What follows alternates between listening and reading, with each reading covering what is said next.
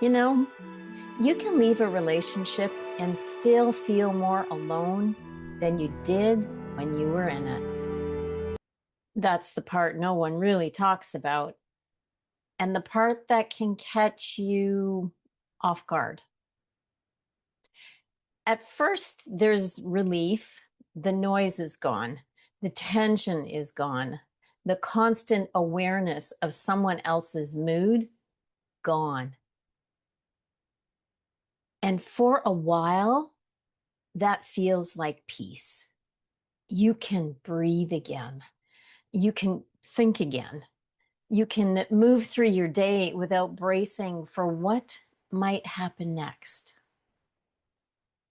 And then one day, something small happens.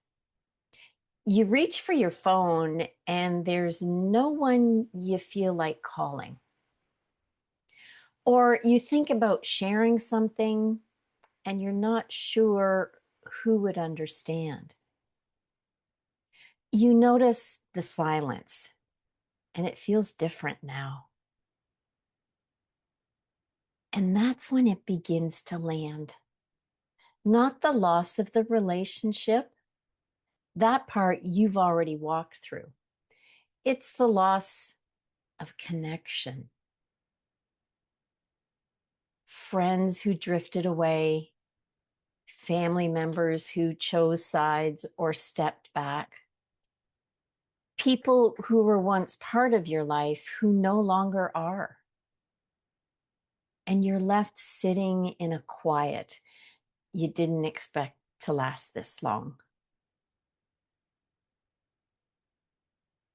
Let's take a moment here. Just let your shoulders soften. Let your breath come in a little deeper. And allow yourself to arrive right where you are. No fixing, no figuring anything out, just noticing. Because if you're feeling this, you're not alone. There's something important to understand about isolation and disconnection. They are not the same thing. Isolation for a time can actually be protective. After a difficult or traumatic relationship, your nervous system needs space. Your nervous system needs quiet. It needs a break from managing other people so you can begin to reconnect with yourself again. Isolation, in that sense, is not a problem, it's a response. It's your body saying, I need a moment to come back to myself. And that is not only okay, it is necessary. But isolation that begins as protection can slowly turn into disconnection. And that's where that ache begins. Disconnection is when you begin to feel cut off from other people, from yourself, from the parts of life that once felt natural. It's when the silence is no longer restful. It starts to feel empty. And this is where we need to pay attention. Because human beings are wired for connection, not surface connection and not performance, but real connection. The being seen, the being heard, being understood without having to explain every detail of your past. When that's missing for too long, it doesn't just feel uncomfortable. It begins to impact your emotional and mental well-being. You may notice you overthink more. Your confidence feels shaky. You question yourself in ways you didn't before. You feel a quiet sense of what's the point creeping in. Not because there's something wrong with you, but because you've been carrying your life on your own for too long. Now, let's talk about the loss of people, because this part hurts in a very particular way. When a relationship ends, it rarely ends in isolation. There are ripple effects. Friends groups shift, family dynamics change, some people step closer and others step away. And that can feel like a second loss, sometimes even more confusing than the first. It's very easy in those moments to turn that inward, to think, what did I do? Why didn't they stay? Was I too much? Or was I not enough? Let me offer you a different lens, not a hard line, and not a dismissal of what you've shared with those people, but a truth that may help you breathe a little easier. Not everyone has the capacity to walk with you through that kind of change. Some people don't understand. Some feel uncomfortable. Some don't know how to hold what you've been through. And instead of leaning in, they step back. That does not automatically mean they didn't care, but it does tell you something important. It shows you who is able to meet you where you are now and who is not. And as painful as that is, it creates space for something more aligned. It creates space for connections where you don't have to shrink, where you don't have to explain your growth, where you can simply be and be received. So then the question becomes, what does a woman actually crave in connection after an intimate relationship ends? It's not just another relationship, even though it can feel like that at times. What she often craves is safety, to not have to brace or second guess. She craves understanding, to be with people who get it without needing a full explanation. She craves consistency, to know that someone will show up in a way that feels reliable. She craves space to be herself again, without performing, without managing, and without losing herself in the process. Now, here's where we need to be honest. Sometimes the desire for connection gets translated into the desire for another relationship. That makes perfect sense. You're used to having someone there, someone to talk to, someone to share your life with. So when that's gone, your system reaches for the familiar. And that feels like relief because you're trying to ease the ache. But when you move into another relationship too quickly, it becomes harder to hear yourself clearly.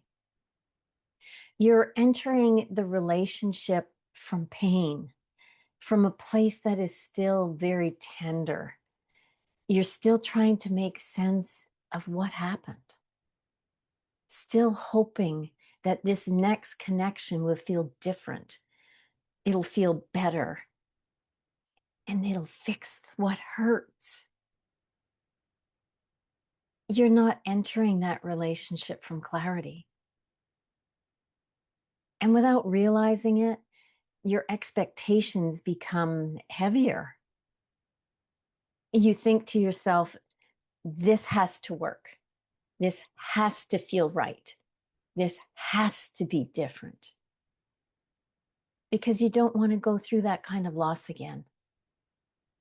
But that pressure, that unspoken need for relief can shape the entire relationship. You may find yourself overlooking things you would normally question. You could be holding on longer than you should, or trying to make something work because you need it to, not because it truly fits. And if that relationship ends, it can land harder than the first. Not because the connection was deeper, but because your heart was still carrying what hadn't healed. And that's a heavy place to be. This is why taking time before entering another relationship can be so important. Not as a rule and not as something you should do, but as a way to make time for yourself, to understand what you need now, to rebuild trust in your own voice, to feel your strength again, not because someone reflects it back to you, but because you know it.